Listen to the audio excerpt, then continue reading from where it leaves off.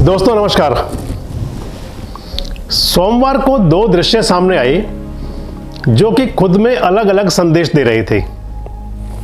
दृश्य कुछ ऐसे थे कि एक में तो कोरोना को मात देने के लिए जहां देश भर में किशोरों ने वैक्सीन लगवाने के लिए अपनी बाहें आगे बढ़ाई, तो दूसरी तरफ देश की राजधानी दिल्ली में भारतीय जनता पार्टी, जो कि केंद्र की सत्ता में स्थापित है, जिसकी देश में सरकार है, उसके नेता व कार्यकर्ता दिल्ली की केजरीवाल सरकार की कथित शराब नीति के खिलाफ इस कदर सड़कों पर उतरे कि दिल्ली लगभग 3 घंटे तक जाम होकर रह गई। विरोध के नाम पर सड़कों पर उतरे कार्यकर्ताओं को ना तो शारीरिक दूरी के नियम की कोई परवाह थी और ना ही मास्क लगाने की कोई सोच। कहें तो खासकर दिल्ली में बेकाबू होते जा रहे कोरोना को दावत देने का जैसे पूरा प्रबंध किया गया था। दोस्तों, जब केवल राजनीतिक विरोध के लिए इस प्रकार का प्रदर्शन किया जाएगा जिससे कि लोगों की जान पर बन सकती हो, तो सवाल तो उठेंगे ही। आगे बढ़ने से पहले बात करते हैं किशोरों के टीकाकरण की। सोमवार को 15 से 18 साल के किशोरों के लिए टीकाकरण की शुरुआत हो गई और पहले ही दिन शाम को लगभग 6:30 बजे तक 37,84,212 बच्चों को वैक्सीन लगाई गई। इसके साथ ही रजिस्ट्रेशन कराने वालों की संख्या 49 लाख को पार कर गई। वैक्सीनेशन और रजिस्ट्रेशन की संख्या जिस तेजी से बढ़ी वह सुकून देने वाली थी। आपको बता दें कि बच्चों के कोरोना टीके के लिए रजिस्ट्रेशन कार्यक्रम की शुरुआत शनिवार को यानी कि 1 जनवरी 2022 को हुई थी। सरकार की ओर से जारी निर्देशों के तहत कोविन ऐप पर जाकर पहले से बने अकाउंट पर या फिर नया अकाउंट बनाकर रजिस्ट्रेशन करना था, पंजीकरण करना था। इसके अतिरिक्त टीकाकरण केंद्र पर पहुंचकर भी रजिस्ट्रेशन करा सकते थे। रविवार की रात तक लगभग 7,90,000 बच्चों ने, यानी कि जो 15 से 18 साल के किशोर थे, उन्होंने कोरोना टीके के लिए पंजीकरण कराया था, जो कि सोमवार की शाम ढलते ढलते 49 लाख के पार पहुंच गया, यानी कि लगभग 24 घंटे के अंदर लगभग 5 गुना। प्रधानमंत्री नरेंद्र मोदी ने राष्ट्र के नाम अपने संदेश में 25 दिसंबर को किशोरों के लिए 3 जनवरी से कोरोना टीकाकरण शुरू किए जाने की घोषणा की थी। दोस्तों, आपको बताएं कि हमारे देश में 15 से 18 वर्ष के उम्र की बच्चों की संख्या लगभग 10 करोड़ है। दुनिया भर में 30 से ज़्यादा देश ऐसे हैं जो पहले से ही बच्चों का टीकाकरण करा रहे थे।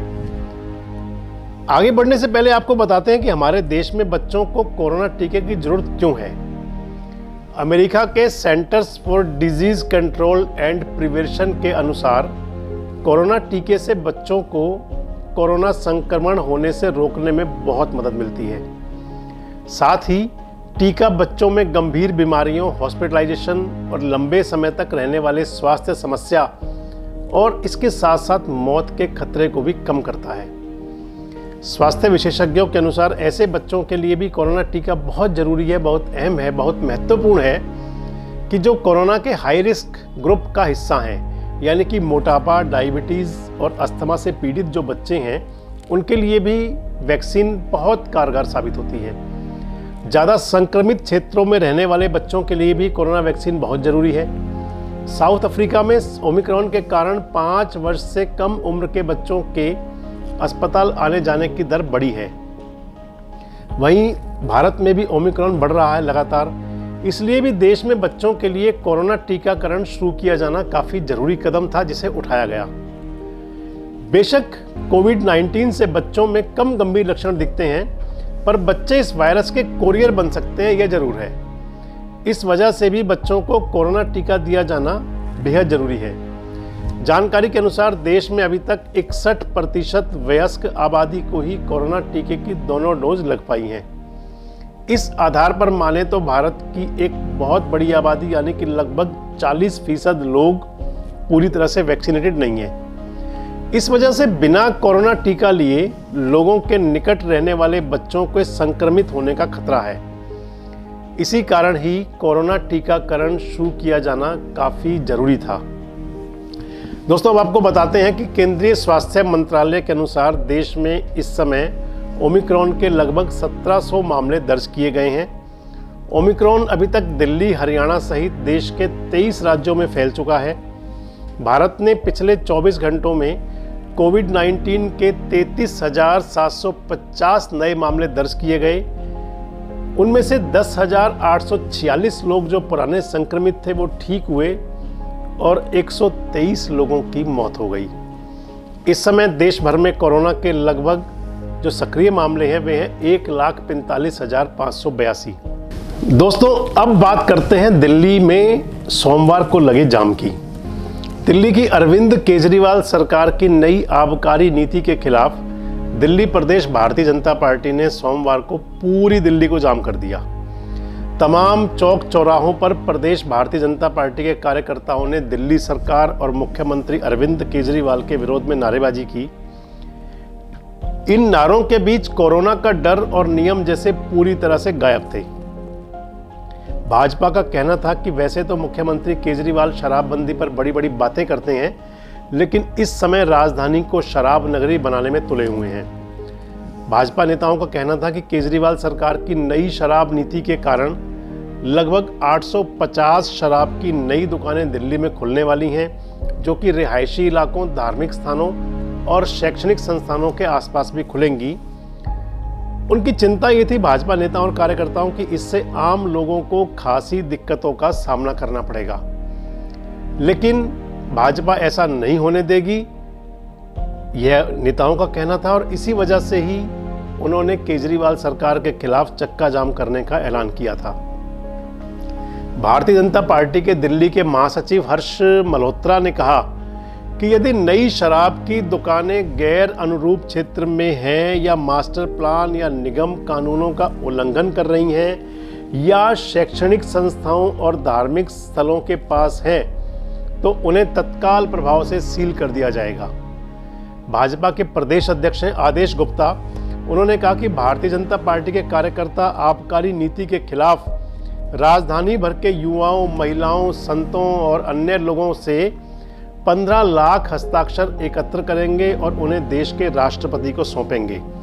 दोस्तों, विरोध का तरीका बहुत अच्छा है ये।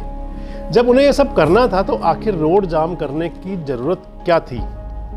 आदेश गुप्ता ने कहा कि यदि फिर भी नई नीति वापस नहीं ली गई तो हमारा विरोध प्रदर्शन यूं ही जारी रहेगा। दोस्तों, यहाँ यह भी जिक्र जरूर होगा कि सोमवार को दिल्ली में कोरोना के 4,099 नए केस सामने आए, जिससे लोगों में घबराहट भी हुई। और आपको यह भी बता दें कि 24 घंटे में दिल्ली में लगभग 1,000 मामले बढ़े हैं। रविवार को इनकी संख्या 3194 थी और जो सोमवार को 4,000 के पार हो गई। मतलब 24 घंटे में कोरोना संक्रमण ने दिल्ली में 1,000 लोगों को संक्रमित कर दिया अतिरिक्त तौर। इस समय राजधानी में कोरोना के एक्टिव केसों की जो संख्या है वह 10,986 पहुंच गई है और राजधानी में फिलहाल पॉजिटिविटी रेट 6.46% पहुंच गया है। हालांकि दिल्ली में बढ़ते कोरोना संक्रमण के बीच दिल्ली के जो स्वास्थ्य मंत्री हैं सत्येंद्र जैन ने लोगों से अपील की है कि वे ना तो घबराएं और ना ही पैनिक करें। उन्होंने यह जरूर कहा कि सतर्क रहने की जरूरत है और साथ ही साथ अब तक जितने मामले सामने आए हैं उनमें हॉस्पिटल जाने की जरूरत कम पड़ रही है। यह ओमिक्रॉन में और अब जो कोविड का जो मामले चल रहे हैं इसके अंदर अभी तक की ये एक तरह से सकारात्मक बात है या कहीं तो सुकून की बात है। लेकिन बड़ी बात यह है कि सोमवार को जिस प्रकार प्रदर्शन हुआ और उसमें जिस प्रकार से कोविड के प्रोटोकॉल का उल्लंघन किया गया, क्या वह कोरोना को दावत देने के लिए काफ़ी नहीं है? आम आदमी पार्टी सरकार की नई शराब नीति के खिलाफ भारतीय जनता पार्टी चक्का जाम ने दिल्ली की सभी सड़कों पर वाहनों की लंबी लंबी कतारें लगा दी थी। वाहनों में सवार लोग सिस्टम को कोसने को मजबूर थे। कई मौके तो ऐसे थे कि लोग वाहनों की छत पर खड़े हो गए और उन्होंने लोगों से अपील की कि रास्ते को खुलवाएं। आइए दिखाते हैं कि आपको जो दिल्ली का जाम का नज़ारा था उसमें हालात कैसे थे। लोगों को जाम में फंसता हुआ देखकर दिल्ली पुलिस ने लगभग 11 बजे के बाद सख्ती शुरू की। इस दौरान विरोध कर रहे भाजपा के कई नेताओं को हिरासत में लिया गया, जिन्हें थोड़ी देर बाद छोड़ दिया गया। दोस्तों, दिल्ली में 15 से अधिक स्थानों पर जाम लगा। ITO चौराहे पर प्रदर्शन और चक्का जाम के कारण विकास मार्ग पर मध्य दिल्ली की ओर जाने वाली लेन पर लगभग 5 किलोमीटर से लंबी कतारें लग गई। दिल्ली में भाजपा कार्यकर्ताओं के प्रदर्शन का असर दिल्ली यूपी सीमा पर भी नजर आया और गाजियाबाद तक जाम रहा। इधर हरियाणा में पूरा जाम लगा रहा और दोनों जहाँ बॉर्डर थे वहाँ वाहनों की लंबी कतार थी। चौधरी ब्रह्म प्रकाश चौक पर भी भाजपा के कार्यकर्ताओं ने चक्का जाम किया। इस दौरान परेशान लोग बसों की छतों पर चढ़ गए। NH9 पर अक्षरधाम के पास वाहनों की लंबी कतारें लग गई। इसके अलावा नोएडा दिल्ली रोड पर भी भीषण जाम लगा रहा। प्रदर्शनकारी भाजपा कार्यकर्ताओं ने कई जगह सड़कों पर खड़ी हुई बसों के टायरों की हवा निकाल दी, जिससे व्यवस्था बिल्कुल खराब हो गई और जाम अधिक समय तक लगा रहा।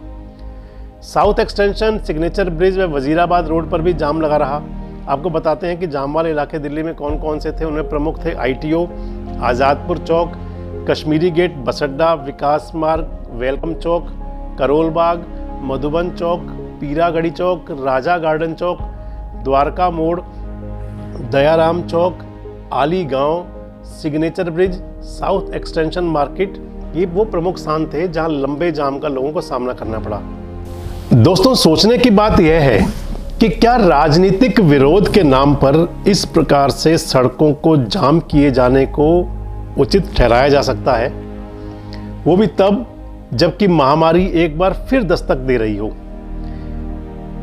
ऐसे में जबकि देश और दुनिया के सभी स्वास्थ्य विशेषज्ञ, विश्व स्वास्थ्य संगठन तीसरी लहर की चेतावनी दे रहे हों, तो दिल्ली में जहां की भविष्य में भी कोई चुनाव भी नहीं है, ऐसे में क्या इस प्रकार के प्रदर्शन को सही माना जा सकता है, और वह भी उस पार्टी के नेताओं व कार्यकर्ताओं द्वारा जिन पर की देश की बहुत बड़ी जिम्मेदारी भी है। दोस्तों, आज के अभिमत में इतना ही। कल एक नए विषय पर, एक नए मुद्दे पर आपसे फिर चर्चा करेंगे। तब तक के लिए शुभ रात्रि, नमस्कार, धन्यवाद।